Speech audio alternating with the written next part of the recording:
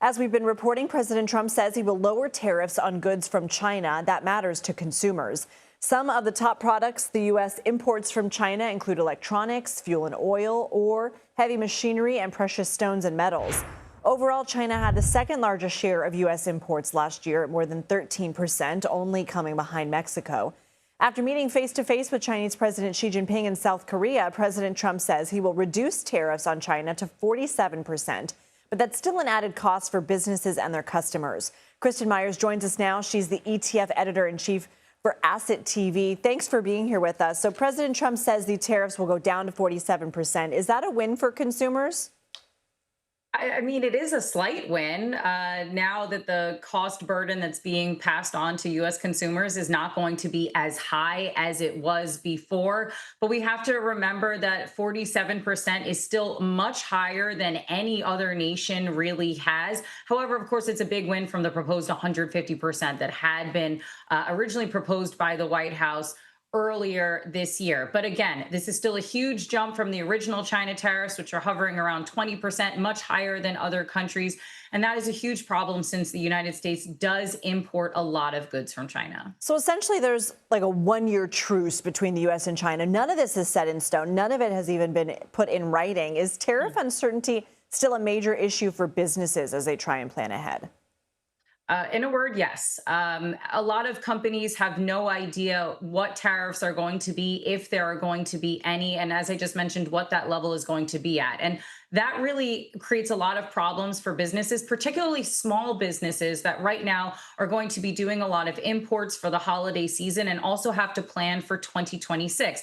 They have no idea how much money they should be putting out up front in determination about whether they're going to have to pay more money in tariffs. They have no idea how they should price some of these goods, if they should weather the storm for a little bit and not lose customers, or if they should start passing on some of those costs. And the one thing that businesses don't really like is uncertainty. And all we have had in the tariff war and the trade war throughout 2025 has been uncertainty. And a number of companies throughout their quarterly earnings reports has frankly said tariff uncertainty is part of the reason why we are doing layoffs, why we have some cutbacks, and even why we are seeing some revenue hits. All right, Kristin Myers, thank you so much.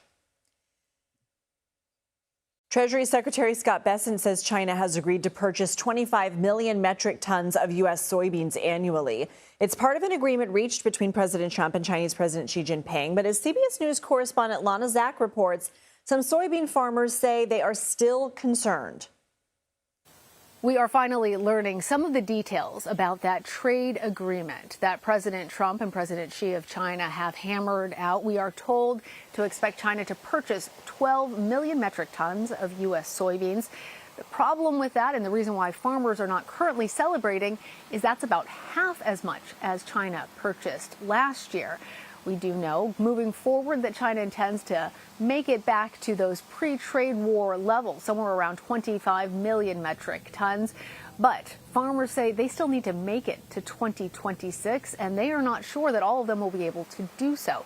They're also awaiting that promised aid package from President Trump, but the administration says that that will remain on hold until the government shutdown is over. As you can imagine, the future markets for soybeans have fluctuated, initially dropping upon news of this trade agreement. They have been climbing up since then. But the farmers that I spoke with said that they are not yet ready to sell any of their soybean crops, which are being housed right now in silos, because those crops are still underwater and they don't want to lock in a loss. I'll send it back to you.